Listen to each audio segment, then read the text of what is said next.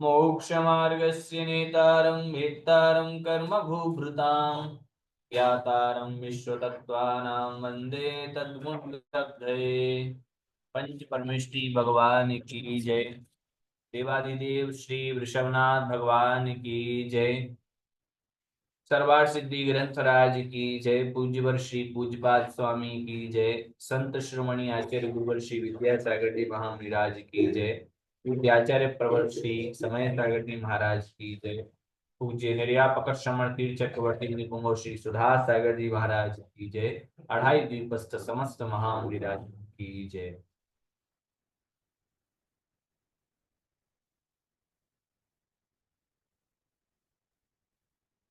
गुरु की कक्षा में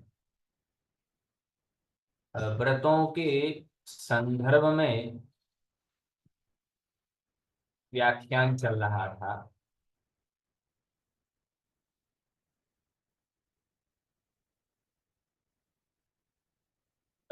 अधिक डिस्टरबेंस के कारण से हमने ज्यादा कुछ अध्ययन नहीं कर पाया था।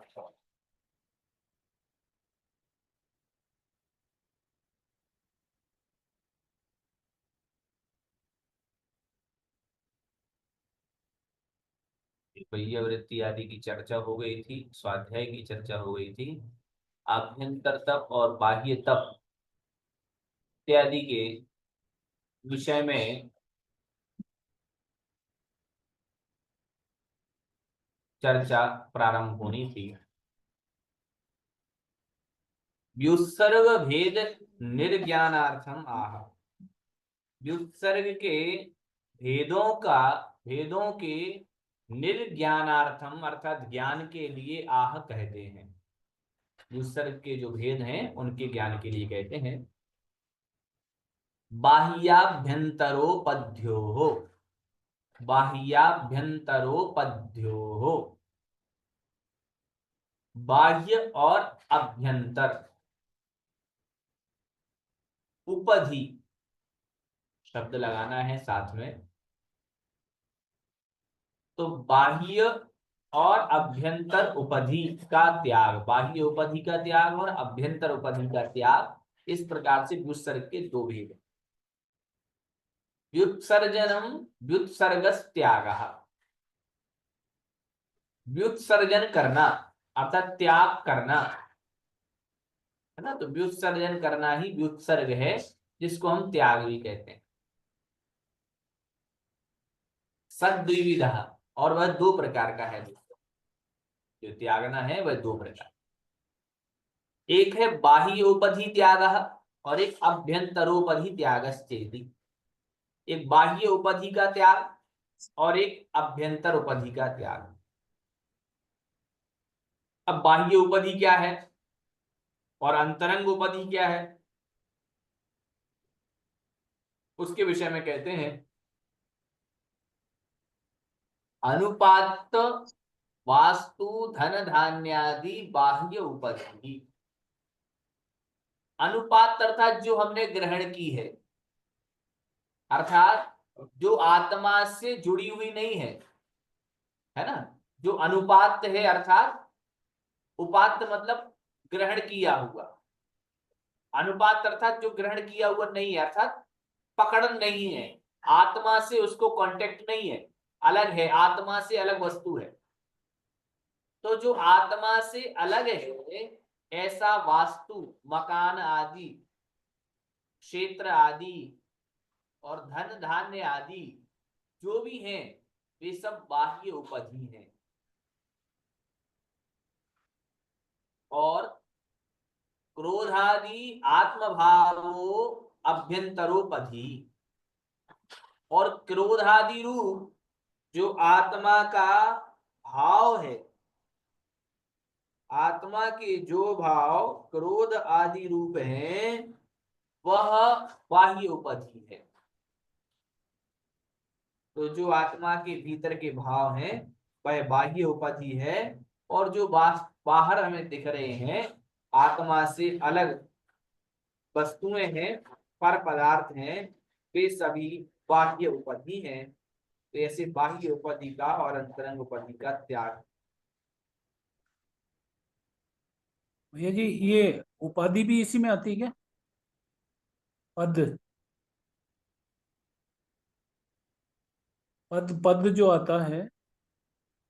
एक हाँ थोड़ा, हाँ क्या बोल रहे थे? ये आदि व्याधि उपाधि, उसमें तीसरा जो उपाधि है वो पद, वो भी इसी में आता है क्या? नहीं, वो उपाधि भिन्न है और ये उपाधि भिन्न है।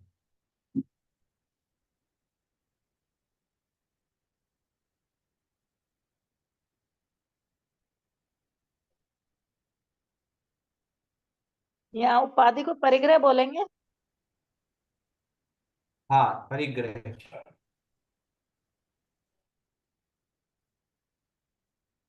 और भी देखते हैं, और भी व्याख्या में स्पष्ट करेंगे कि कुछ समय के लिए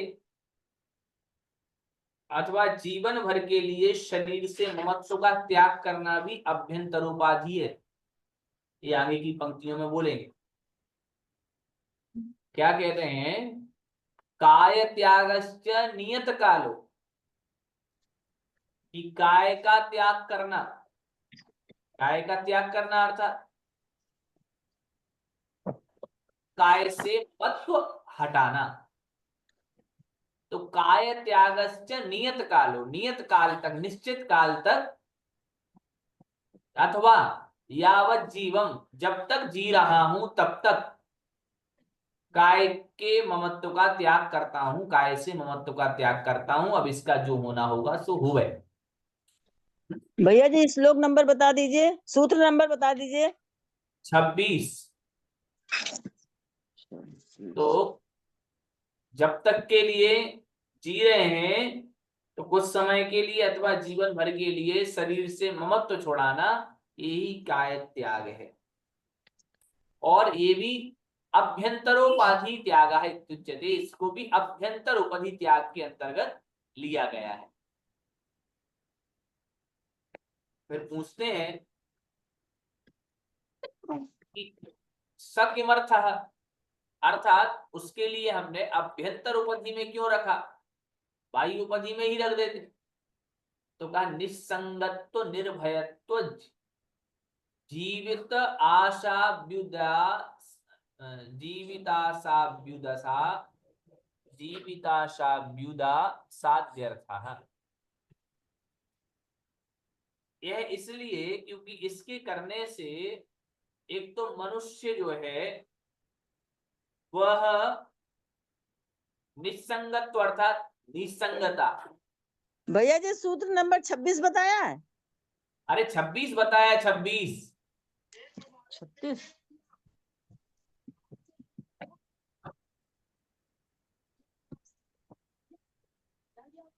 तो निसंगत तो हो जाता है अर्थात परिग्रह से रहित हो जाता है, निर्भयत्व हो जाता है अर्थात उसे कोई भय नहीं रहता, और जीवित आशा, जो जीने की आशा है वो उसको अर्थात सताती नहीं है। उसके लिए जीने की इच्छा, जीने की इच्छा से व्युदास, व्युदास का अर्थ तात्पर्य सताना हो गया, कि जीवित आशा अर्थात जीने की जो इच्छा है वो उसका व्युदास हो जाता है, इत्यादि करने के लिए ये व्युत्सर्ग किया जाता है। अर्थात व्युत्सर्ग, हाँ यहाँ पर क्षम्यता, यहाँ पर व्युत्सर्ग क्यों किया जाता है, तो उसके लिए तीनों चीज बता देते हैं कि निस्संगता का अनुभव होने लग जाता है कि मेरे पास कुछ नहीं है और मैं किसी का नहीं हूं। इस प्रकार से निस्संगता, निर्भयत्व तो आ जाता है, डरापन निकल जाता है जिससे व्यक्ति हल्का अनुभव करने लगता है, और जीवित आशा का भी उसके लिए जीवित आशा मतलब जीने की और इच्छा भी उसे नहीं रहती। ये कार्य हो जाता है व्युत्सर्ग से। व्युत्सर्ग के ये प्रयोजन है। भैया जी जैसे अभी जो पद का पूछा था इन्होंने भाई साहब ने, तो पद में भी वो अंदर से ममत्व तो रहता है, तो अगर उसको अंदर से छोड़ेगा तो अभ्यंतर विसर्ग तो होगा ना उसका भी। हाँ कह सकते हैं, लेकिन वहां जो आदि व्याधि उपाधि से ग्रहण किया गया है वह पद आदि का ही ग्रहण किया गया है, तो खैर कह सकते हैं, कोई आपत्ति नहीं है। जी। कहने में विशेष आपत्ति तो कुछ नहीं है।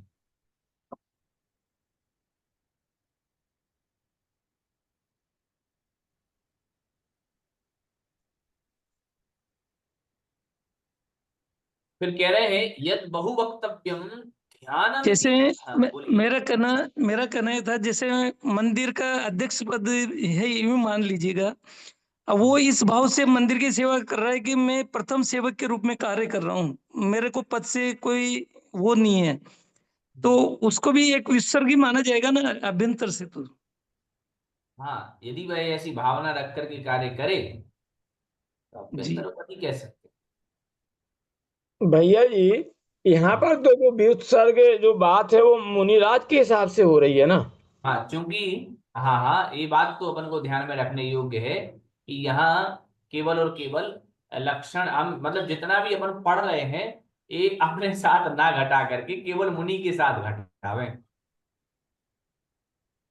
ये भी एकदम सही बात है, ये अभी मुनि के अभी ही महाराज विषय जी में। के जिज्ञासा समाधान में भी ये आया था भैया जी कि हाँ किसी भी पद को त्याग के और साधु को समाधि लेनी चाहिए।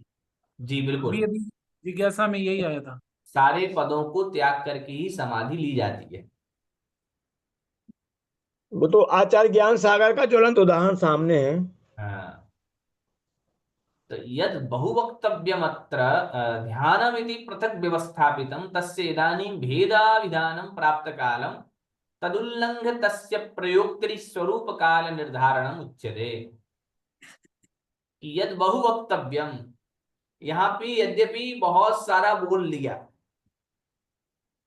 लेकिन ध्यानमिति पृथक व्यवस्थापित, यहाँ सब कुछ कह दिया लेकिन ध्यान को आपने अलग से ही स्थापित कर दिया। तस्य इदानीं, उसका भेदाभिधानम, भेद का अभिधान, अब मतलब उनके भेदों का कथन, अभिधान कथन जो है उस कथन का काल प्राप्त हो चुका है, अब वो भेद के विषय में कहना चाहिए। तदुल्लंघ्य, उसका उल्लंघन करके यहाँ पर आचार्य तस्य प्रयोक्त्री स्वरूप और काल निर्धारणम उच्यते, उसका प्रयोक्ता कौन होगा उस ध्यान का, उस ध्यान का स्वरूप क्या होगा, उस ध्यान का काल निर्धारण क्या होगा इत्यादि के विषय में पहले कहते हैं। भैया भैया जी जी भैया विदास का क्या मतलब होगा? ये इसका अभ्यंतर बाह्य उपाधि का एक बार आप बिना पढ़ाए हुए थोड़ा 3 लाइनों में बता दीजिए मुनि महाराज के इसलिए। व्यूदास का क्या मतलब है भैया जी? व्युदास व्युदास का अर्थ होता है सताना, हाँ जी। सताए नहीं इसके लिए, है ना। व्युदास अर्थात तृष्णा की आसक्ति ना होवे, मतलब जीने के प्रति अम, तृष्णा ना होवे, इसका नाम है व्युदास। मतलब जीविता से व्युदास करने के लिए, अर्थात वो ठीक है। उसकी तृष्णा नहीं होने के जीवित लिए। रहने की इच्छा ना हो। हाँ, तो ठीक। यहाँ क्या, हाँ,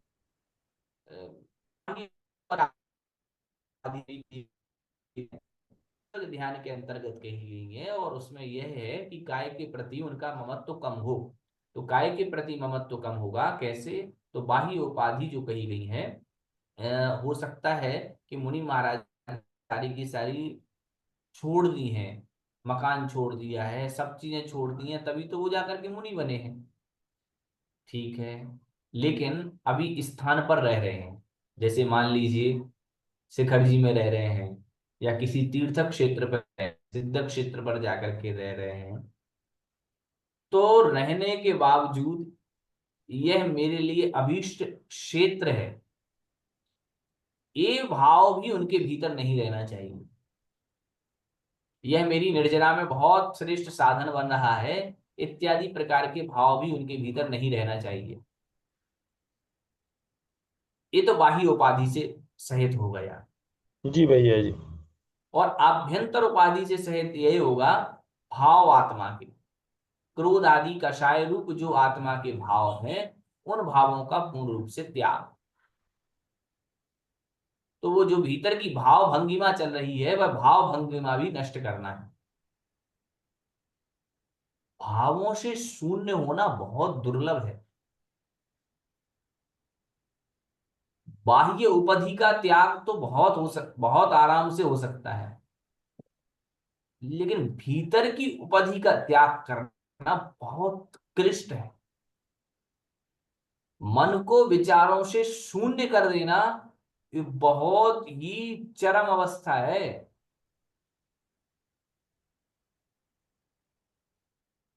एकांत में विचार, तो वास्तविक में मन को आप नहीं रोक पा सकते, विचार शून्य व्यक्ति नहीं हो पा। यहां तक कि ये विचार तो चलेंगे ही चलेंगे कि अब मैं कुछ सोचूंगा नहीं, तो अब मैं कुछ सोचूंगा नहीं, ये भी विचार है। और इससे शून्य जो होना है, उसके लिए आभ्यंतर उपाधि का साधन कहा गया है कि अंतरंग के भावों का विसर्जन करना, शांत करना, यह आभ्यंतर उपाधि के अंतर्गत आता है।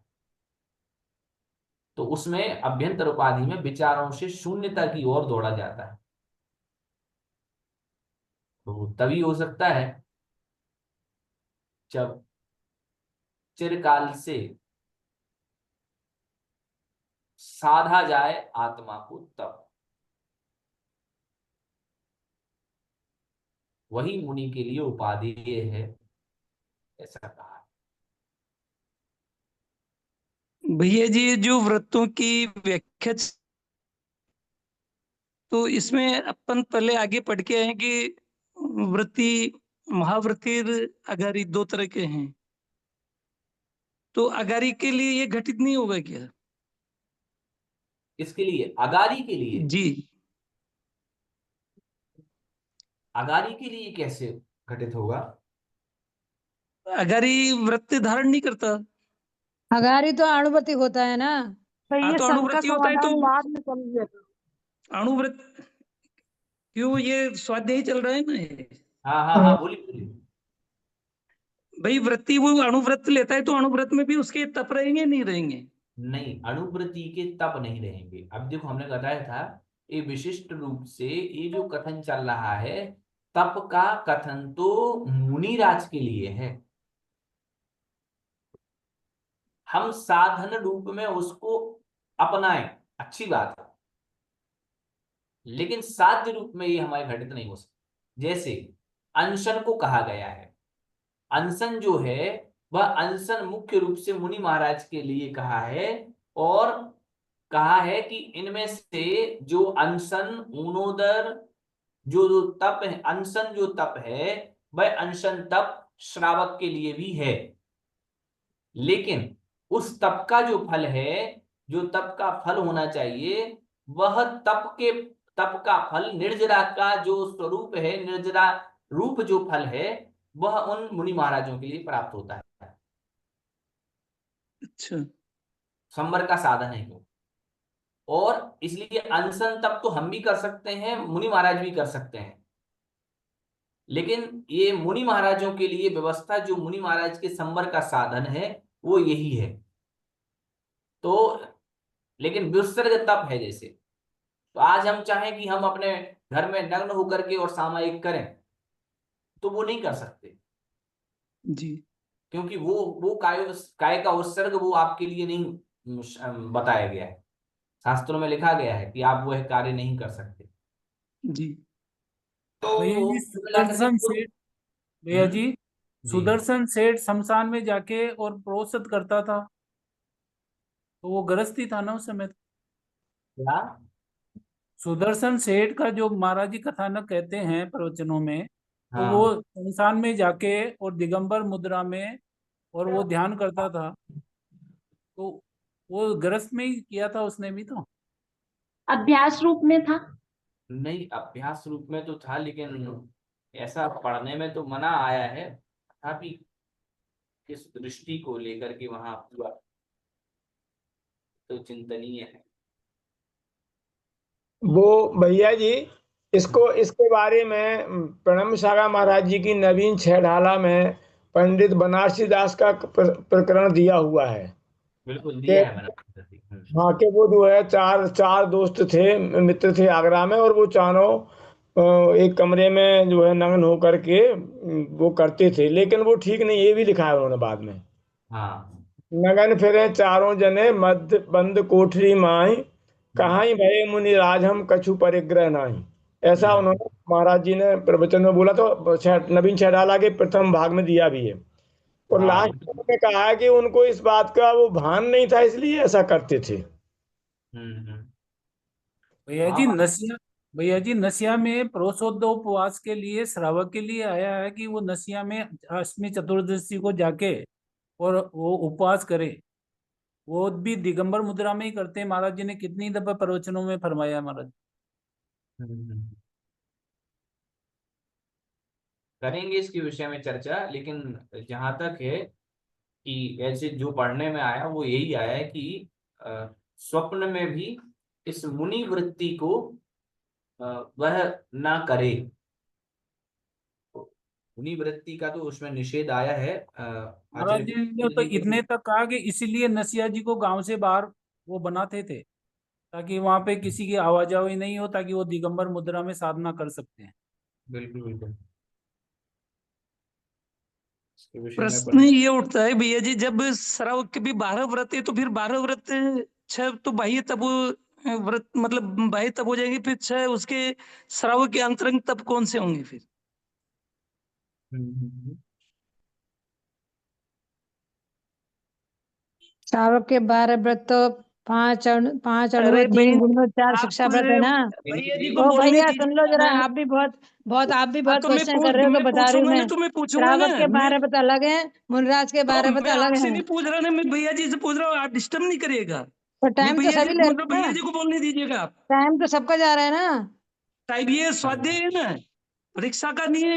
ये स्वाध्याय गए तो जब तो स्वाध्याय कर ये रहे तो ये कोई स्वाध्याय पूछने का होना नहीं, चाहिए। ये सवाल कोई पूछने के नहीं है आपके। नहीं नहीं, किसी आप नहीं पूछने का, ये स्वाध्याय ओम है ना। शांति। सुनिए, अभी मुझे सुनिए, मैं ये कह रहा हूँ कि श्रावक की भैया जी ये सब डिस्कशन ना बाद में होनी चाहिए, पहले आप पढ़ा लिया करो, पढ़ाई होती नहीं है और डिस्कशन होती रहती है। आप पहले पढ़ा लो, फिर आखिर के 10 मिनट में बोल दिया करो कि अब जिसको जो पूछना पूछ लो। हम बैठे एक रहते हैं बात है, आराम जब से, सुनते रहते स्वाध्याय हैं। चल रहा है ना बहन जी, तो फिर इसमें अगर क्लियर नहीं भैया होगा तो ना, फिर क्या है? सॉरी भैया, लेकिन आप ये 10 मिनट बाद में इसीलिए डिस्कस करेंगे ना। अरे 10 मिनट तो मिलता ही नहीं है ना। या अभी तो तो फिर पढ़ सफा रहे माइक बंद कर वो, दीजिएगा भैया जी, वो ना सफा माइक साहब, बंद वो करें। लिंक टूट जाता है पढ़ाई का, जो हम पढ़ रहे हैं ना दिमाग से हट जाता है फिर वो। तो ये लिंक उसी से है जो मैंने प्रश्न पूछा, ये व्रतों की चर्चा ठीक चल है, रही है। ठीक व्रतों है की भैया, चर्चा चल रही है ना, तो इस पे क्लियर होना चाहिए ना। ये ठीक है परीक्षा भैया, देना ही ये केवल है क्या? आप अपने स्वाध्याय दिमाग अगर में आपका रखो तो क्लियर बाद नहीं में पूछ होगा, लो। दिमाग स्वाध्याय में रख के क्लियर नहीं बाद में होगा, पूछ लो। मैं पूछ रहा हूँ स्वाध्याय आप क्लियर बहन जी तो चुप हो फिर स्वाध्याय जाइए, करने से क्या मतलब है? पूरी फैमिली सुन रही है चलो आपको। कोई बात नहीं, सॉरी भैया, जय जिनेन्द्र, आगे पढ़ा। ओम शांति। तो यहाँ यह बात ध्यातव्य है कि 12 व्रतों में, यद्यपि वह श्रावक के लिए 12 व्रतों में पूर्ण रूप से जो मुनि महाराज के लिए स्वरूप बताया है उस स्वरूप से भिन्न है। अर्थात 12 तप मुनि महाराज के लिए भिन्न और श्रावक के लिए भिन्न। एक सामान्य स्वरूप होता है और एक विशेष स्वरूप होता है, जिसमें विशेष स्वरूप के अंतर्गत श्रावकों की मर्यादा निर्धारित की जाती है। सामान्य स्वरूप तप का वही होता है जो वास्तविक है। अनशन, ऊनोदर आदि बाह्य तप और प्रायश्चित, विनय, वैयावृत्त आदि अंतरंग जो तप कहे गए हैं, वो अंतरंग तप और बहिरंग तपों का सामान्य स्वरूप एक सा ही है, लेकिन विशेष स्वरूप में श्रावकों के लिए अपेक्षाएं दी गई हैं। उन अपेक्षाओं को काल आने पर उसके विषय में और भी अपन चिंतन करें।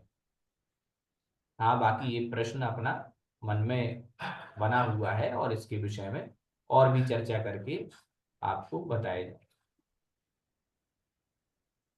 विशेषार्थ में यहाँ यह लिखा है कि यहाँ यह प्रश्न होता है कि जबकि 5 महाव्रतों में परिग्रह त्याग का उपदेश दिया है, 10 धर्मों में त्याग धर्म का उपदेश दिया है तथा 9 प्रकार के प्रायश्चित्तों में व्युत्सर्ग नाम का प्रायश्चित अलग से कहा है, ऐसी अवस्था में पुनः व्युत्सर्ग तप का अलग से कथन करना कोई मायने नहीं रखता, क्योंकि इस प्रकार एक ही तत्व का पुनः पुनः कथन करने से पुनरुक्त दोष आता है। बार बार किसी बात को कहा जाए तो वह पुनरुक्त दोष के अंतर्गत आती है। समाधान यह है कि 5 महाव्रतों में जो परिग्रह त्याग महाव्रत है उसमें गृहस्थ संबंधी उपधि के त्याग की मुख्यता है। अर्थात देखो कहा ना, अपेक्षाएं लगा दी उन्होंने। परिग्रह त्याग महाव्रत जो है उनमें तो गृहस्थ से संबंधित जो भी परिग्रह है उस परिग्रह के त्याग की मुख्यता है। त्याग धर्म में आहार आदि विषय आसक्ति के कम करने की मुख्यता है और व्युत्सर्ग प्रायश्चित्त में परिग्रह त्याग धर्म में लगने वाले दोष के परिमार्जन की मुख्यता है। और व्युत्सर्ग तप में वसतिका आदि बाह्य व मनोविकार तथा शरीर आदि अभ्यंतर उपधि में आसक्ति के त्याग की मुख्यता है, इसलिए पुनरुक्त दोष नहीं आता।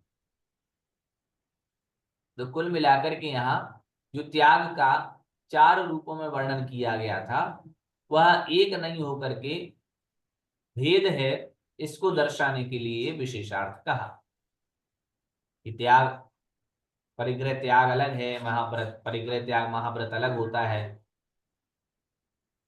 त्याग धर्म अलग है मुनि का, प्रायश्चित्त में व्युत्सर्ग को जो लिया है वो अलग है और व्युत्सर्ग तप में जो व्युत्सर्ग को लिया है उसका अलग स्वरूप है। तो स्वरूप की अपेक्षा भेद है। अब वही कहा था कि जो हमने बहुत सारा ध्यान के विषय में बहु वक्तव्य जो ध्यान था उसको आप अलग से स्थापित करके आए हैं, अब क्रम आ गया है उसी का। फिर भी उसके विषय में ना कह करके उस ध्यान के प्रयोक्ता कौन है, कौन ध्यान कर सकता है, स्वरूप उसका क्या है और काल उसका क्या है, इसके निर्धारण के लिए ही अग्रिम सूत्र कहते हैं। उत्तम संगननस्यैकाग्र चिंता निरोधो ध्यान मांतर मुहूर्तात्। उत्तम संगननस्यैकाग्र चिंता निरोधो ध्यान मांतर मुहूर्तात्। उत्तम संघननस्य अर्थात उत्तम संघनन जिसका है वह, उत्तम संघननस्य एकाग्र चित्त होकर के चिंता निरोधो, चिंताओं का निरोध करना, एकाग्र होकर के चिंताओं का निरोध करना, अन्य चिंताओं को नहीं आने देना, एक ही प्रकार का चिंतन चलना, उसको ध्यानम ध्यान कहते हैं। और कब तक होता है तो का अंतर मुहूर्ता, अंतर मुहूर्तार्थ अर्थात अंतर मुहूर्त काल तक, तक इस अर्थ में प्रयुक्त किया है। तो पहले तो प्रयोक्ता कौन है इसका, तो का उत्तम संघनन वाला। उत्तम संघनन कितने हैं? 3 प्रारंभ के 3 संघनन, वज्र वृषभ नारा संघनन, वज्र नारा संघनन और नारा संघनन, ऐसे 3 उत्तम संघनन है। प्रारंभ की। तो प्रयोक्ता इसका कौन होगा? तो उत्तम संघनन धारा।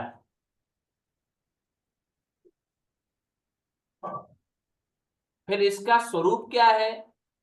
तो कहा एकाग्र चिंता निरोध। एक किसी विषय में एकाग्र होकर के चिंता का निरोध करना, अर्थात अपनी चित्त वृत्ति को शांत करना, ये ध्यान का स्वरूप है। और कब तक रहेगा, कब तक होता है ध्यान? तो कहा अंतर्मुहूर्तात्, अंतर्मुहूर्त काल तक होता है। तो तीनों प्रश्नों के उत्तर दे दिए। और प्रारंभ के तीन, वज्र वृषभ नाराज संघनन, वज्र नाराज संघनन और नाराज संघनन, ये तीन उत्तम संघनन हो जाएंगे।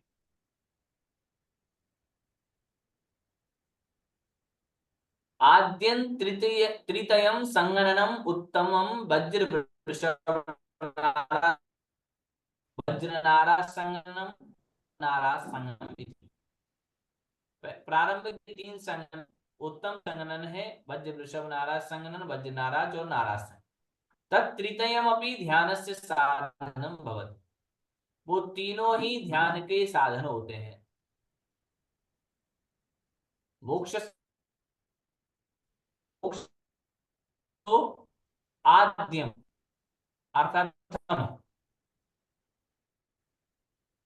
अर्थात वज्र वृषभ नाराज संघनन ही मोक्ष का साधन है।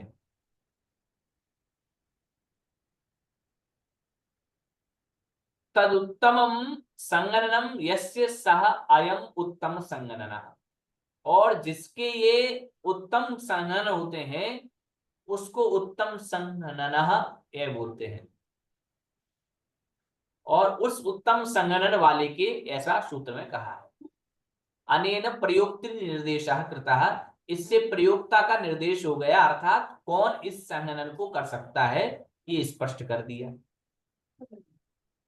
अग्रम मुखम, अग्र पद का अर्थ है मुखम, मुख।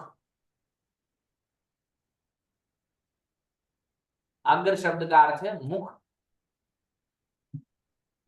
और एकम अग्रम अस्ति एकाग्रः, जिसका एक ही अग्र है उसको कहेंगे एकाग्र। अर्थात जिसका मुख एक और ही है उसको कहेंगे हम एकाग्र।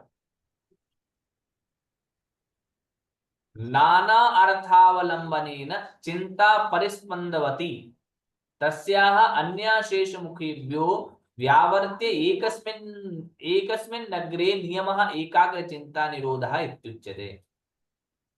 फिर कहते हैं नाना अर्थावलंबनेन, बहुत सारे अर्थों के अवलंबन से, बहुत सारे अर्थों का अवलंबन लेने से चिंता परिस्पंदवती, चिंता जो होती है वो परिस्पंदन से युक्त हो जाती है। जो चिंतन होता है वो परिस्पंदन से सहित हो जाता है, कंपन करने लग जाता है, यहाँ वहां डोलने लग जाता है। तस्याः अर्थात उस चिंता को अन्य अशेष मुखेभ्यो, अन्य बहुत सारे मुखों से व्यावर्त हटा करके एकस्मिन् अग्रे, एक ही अग्र में, एक ही विषय में, नियम अर्थात लगाना, ये एकाग्र चिंता निरोधा, उसे हम एकाग्र चिंता निरोध कहते हैं। अर्थात बहुत सारी जगहों से चित्त को हटा करके एक जगह स्थापित करना एकाग्र चिंता निरोध है। अनेन, इस पंक्ति के माध्यम से ध्यान स्वरूपम उत्तम भवति, ध्यान का स्वरूप कहते हैं। मुहूर्त इति काल परिमाण, और मुहूर्त का मतलब है काल का प्रमाण। अंतर्गतो मुहूर्तो अंतर मुहूर्ता, मुहूर्त के भीतर भीतर जो होता है उसे हम अंतर मुहूर्त कहते हैं। और मुहूर्त 48 मिनट का है। भैया जी, जय जिनेन्द्र, ठीक है। ये आत्मा में ध्यान करना, एक में या भगवान में या गुरु में, ऐसे कैसे किस में करें ध्यान? आत्मा के विषय में, आत्म में। जी। आ अंतर्मुहूर्तम इत्यनेन कालावधि कृता, और आ अंतर्मुहूर्त अर्थात आ अंतर्मुहूर्तात् इस पद से काल की अवधि, काल की जो सीमा है उसको निश्चित कर दिया। ततः परम दुर्धरत्वात् एकाग्र चिंतायाः, इसका मतलब है ततः परम, उस अंतर्मुहूर्त के बाद, दुर्धरत्वात् दुर्धर होने से, किसके, एकाग्र चिंताया, एकाग्र चिंता के दुर्धर होने से ध्यान नहीं रहता। अर्थात एकाग्र जो एक विषय का जो चिंतन हो सकता है वह केवल अंतर मुहूर्त काल तक हो सकता है, इसके ऊपर नहीं। उसके ऊपर तो एकाग्र चिंता दुर्धर हो जाएगी, बड़ी कठिनाई से प्राप्त होने वाली हो जाएगी। चिंताया निरोधो यदि ध्यानम निरोधश्चाभावः, कह रहे हैं, शंका कर रहे हैं कि चिंताया निरोध, चिंता का निरोध, चिंता के निरोध को यदि ध्यानम, यदि ध्यान कहते हैं, यदि चिंता के रोकने का नाम ही ध्यान है,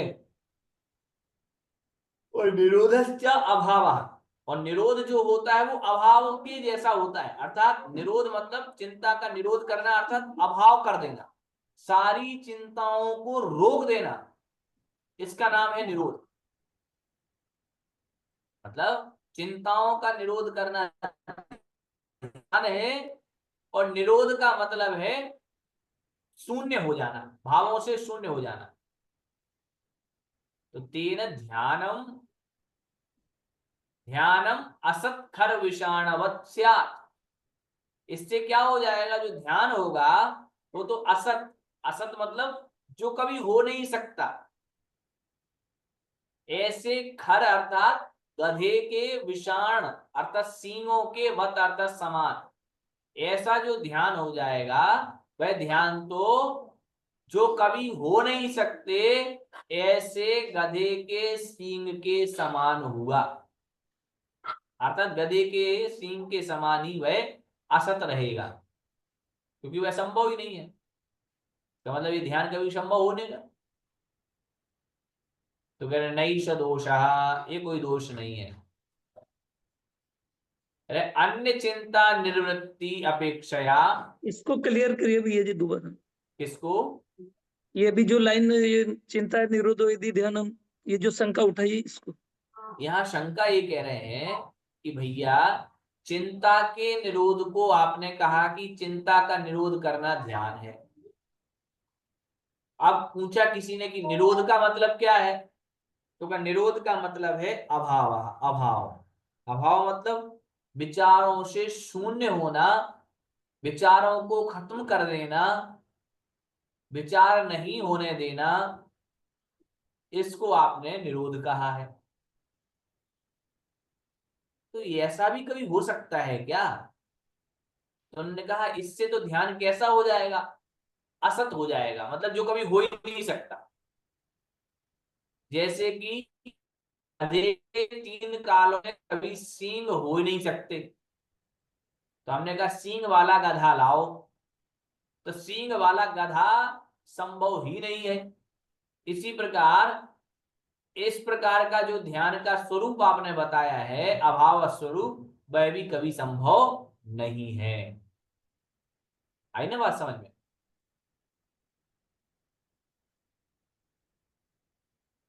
नहीं आई समझ में? नहीं बैठ रही भैया जी। नहीं, इन्होंने कहा कि असत मतलब, सत का मतलब क्या होता है, मौजूद, असत का मतलब क्या होता है, जो मौजूद ही नहीं है। तो कह रहे हैं कि यदि चिंता का निरोध करने पर ध्यान होता है, और निरोध का मतलब होता है कि विचारों की शून्यता, तो ऐसे विचारों की शून्यता तो कभी जीवन में बन ही नहीं सकती। ये तो गधे के सींग के समान कभी नहीं होने वाली स्थिति ठहरेगी। जैसे तीनों कालों में गधे के सींग संभव नहीं है, वैसे ही इस प्रकार जो आपने ध्यान का स्वरूप बताया है, वैसा ध्यान का स्वरूप घटित हो ही नहीं सकता। क्योंकि कुछ ना कुछ तो विचार चलते ही रहेंगे मन में, तो चिंता की निवृत्ति तो हो ही नहीं सकती। आई बात समझ में? ठीक है, हाँ सही है, सही है, ठीक है भैया, है बिल्कुल बिल्कुल ठीक। जी। तो कहा कि नैष दोषः, इसमें आपका कोई ये दोष, आप जो शंका ऐसी उठा रहे हैं इसमें दोष नहीं है, ये तो बेकार की ही शंका है। क्यों? तो कहा अन्य चिंता निर्वृत्ति अपेक्षया असत इति च उच्यते, और स्विषयाकार प्रवृत्ते है सद इति च। कहा अन्य चिंता निवृत्ति अपेक्षया, अन्य अन्य चिंता की निवृत्ति की अपेक्षा से असत कहा जाता, अन्य की चिंता की जो निवृत्ति हो रही है उस निवृत्ति की अपेक्षा असत कहा जाता है। और स्विषयाकार प्रवृत्ति है, स्वयं के विषय में प्रवृत्ति करने से उसको सत इति, सत कहा जाता है।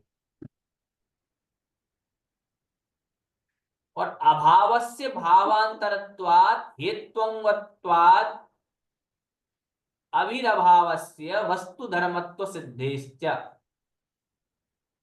और कहते हैं जो अभावस्य अभाव है, वह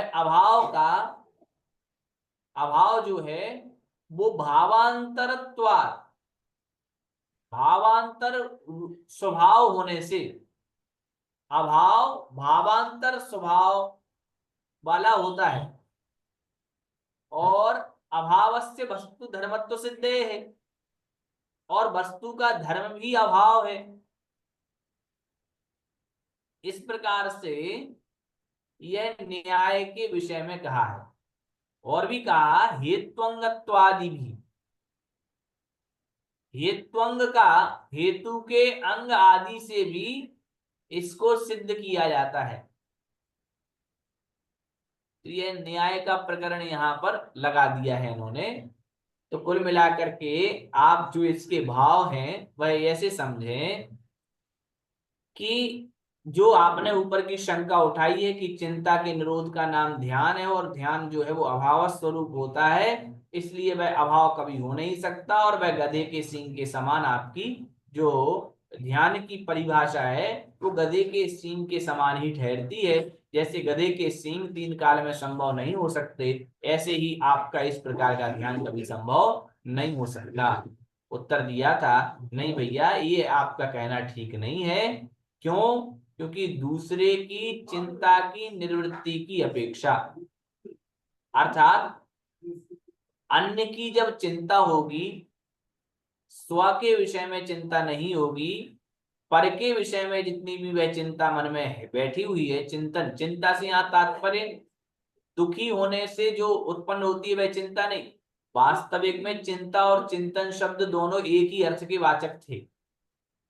चिंता शब्द में टाप प्रत्यय लग करके चिंता बना है, और चिंतन शब्द ल्युट प्रत्यय लग करके बना है। तो यदि वास्तविक देखा जाए तो चिंतन और चिंता दोनों का अर्थ विचार ही होता है।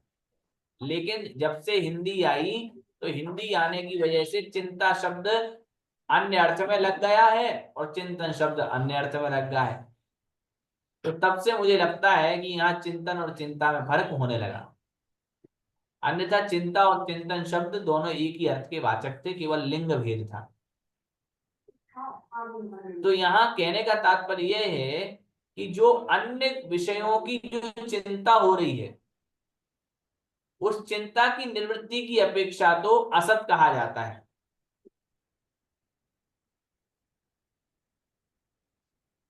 लेकिन अपने विषय में प्रवृत्ति होने के कारण से वही सत कहा जाता है।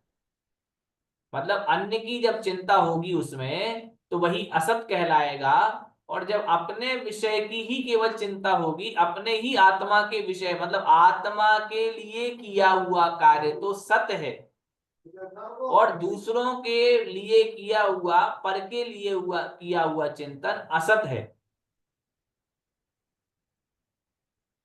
इसलिए यहां पर जो स्वयं के विषय में किया, मतलब यहां पर निरोध में अभाव, यही समझना कि दूसरों पर के विषय में चिंतन का अभाव, यह पर के विषय में चिंतन का अभाव ही अभाव कहलाएगा। और अभाव वास्तविक में वस्तु का धर्म भी है, और सपक्ष सत्व विपक्षा व्यावृत्ति इत्यादि जो बताए हैं वो उसके अंग होने के कारण से यह बात सिद्ध भी होती है। यह न्याय का प्रकरण है। तो इसमें केवल इतना ही अपन को समझना है कि स्व का विषय होने से सत है और पर का विषय होने से वह असत स्वरूप है, अर्थात उसकी मौजूदगी नहीं है, ऐसा अर्थ लगाना चाहिए। क्योंकि अभी आप लोगों ने यह विपक्ष व्यावृत्ति, सपक्ष सत्व विपक्षा व्यावृत्ति इत्यादि पढ़े नहीं है, इस कारण से आपको थोड़ी सी इसमें समस्या हो सकती है, क्योंकि नए शब्द आपने सुने होंगे। किसी ने पढ़ा हो न्याय तो कह नहीं सकते हैं, लेकिन बहुत सारे लोग आप में से ऐसे होंगे जिन्होंने न्याय के शब्दों को नहीं पढ़ा होगा।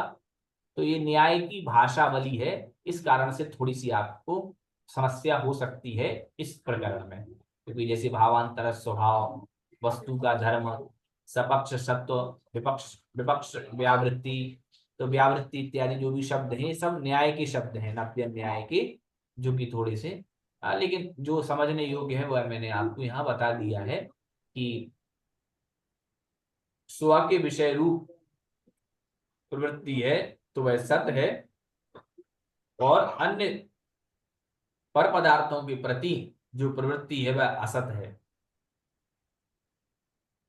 भैया जी पंचम काल में अंतिम 3 सहनन है, प्रारंभ के 3 है ही नहीं, तो क्या ध्यान मुनिराज को भी नहीं होगा? बिल्कुल नहीं होगा, बिल्कुल नहीं होगा, एकदम सही। जय जिनेन्द्र भैया जी। जी भैया जी हमें परीक्षा की तैयारी कराएंगे क्या आप, या स्वाध्याय? ये परीक्षा की तैयारी ही है।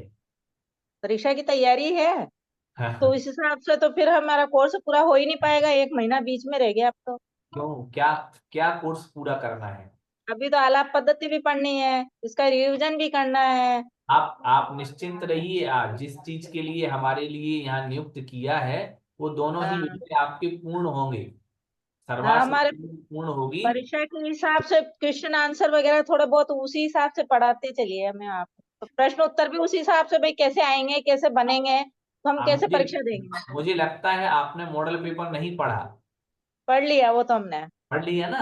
तो मॉडल हाँ पेपर जो पढ़ा है ठीक वैसे ही क्वेश्चन पूछेंगे, हाँ वो तो है। है ना? पर तो वो मॉडल पेपर क्वेश्चन तो वो तो आएंगे नहीं ना, क्वेश्चन तो उनसे अलग आएंगे, वो थोड़ी ना आएंगे, वो तो हमें बताया भाई इस तरह से आएंगे। हाँ, तो और मॉडल पेपर के हिसाब से आपको वैसे ही क्वेश्चन आएंगे। अब जैसे नरक गति का वर्णन, नरक आयु का वर्णन हुआ, देव आयु का वर्णन हुआ, क्या कारण उसमें रहे हैं, तो यही हाँ सब वो तो सब आएंगे। आएगा। अधिकाधिक आपके तत्वार्थ सूची में से ही पूछा गया है। भैया जी हाँ। अभी अभी परीक्षा का 1 महीना बचा है, डेट कहाँ डिक्लेयर है? अभी तो कोई बात ही नहीं अभी है कोई परीक्षा। क्लियर नहीं है, अभी तो भैया भैया अप्रैल मैंने के लास्ट जीव तक। विपाक की कर्म की प्रकृतियां पूछी थी आपसे, तो उसमें मुझे थोड़ा सा कंफ्यूजन है, आपको व्हाट्सएप पे भेजा भी था मैंने पर्सनली, थोड़ा सा क्लियर कर दीजिए प्लीज। क्या 148 प्रकृतियों का पूछा था आपने कुछ अभी? हाँ हाँ, डाला है कोई मैसेज? मैंने 78 वो बताई थी जीव विपाक की प्रकृतियां, तो उसमें 4 गति ली और 5 गति ली, तो गति 2 बार कैसे ले ली नहीं, उन्होंने? वो हम आपको वही उत्तर दे देंगे, है ना? जी। तो अभी हाँ आगे का देखते हैं। हाँ हाँ भैया। नायम भाव साधन निरोधनम निरोध इति,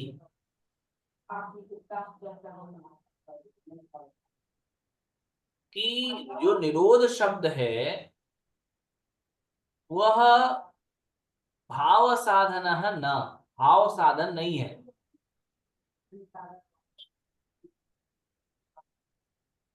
किन तरही, तो भाव साधन नहीं है तो फिर क्या है? तो कहते हैं कि कर्म साधन निरुध्यत इति निरोधन, इति निरोधा, कि जो निरुध्यते इति निरोधः, जिसका निरोध किया जाए, जो रोका जाए, वह कर्म साधन, कर्म का साधन है, अर्थात कर्मों को रोकने का साधन है। और चिंता च असौ निरोधश्च चिंता निरोधः, और चिंता का जो यह निरोध है वह चिंता निरोध है। तो कुल मिलाकर के अंत में स्पष्ट करते हैं, एतद उक्तम भवति, इससे यह उक्त होता है कि ज्ञानमेव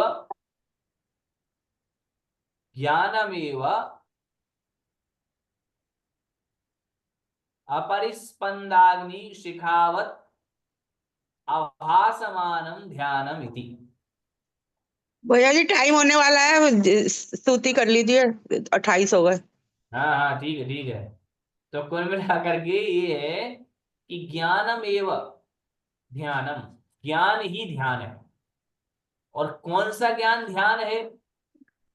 तो कह रहे हैं अपरिस्पंद, जो परिस्पंद नहीं होता, जो निश्चल नहीं है, चलायमान नहीं है। कैसे? तो का अग्नि शिखावत, अग्नि शिखा के समान। तो जैसे अग्नि शिखा है वह निश्चल है, इधर उधर चलती नहीं है, तो निश्चल अग्नि शिखा के समान, जो कि निश्चल है, यहां वहां भाग नहीं रही है, ऐसी उस अग्नि शिखा के समान जो निश्चल रूप से भाषित हो रहा है, जाना जा रहा है, ऐसा ज्ञान ही ध्यान कहलाता है। मतलब जब ज्ञान हमारा जो 50 जगह से निश्चल होकर के एकत्र हो जावे, तब उसको ही ध्यान कहेंगे। शेष आगे। बोधि समाधि परिणाम शुद्धि स्वात्मोपलब्धि शिव शौक की सिद्धि चिंतामणि चिंतित वस्तु दाने त्वां वंद्यमानस्य ममास्तु देवी।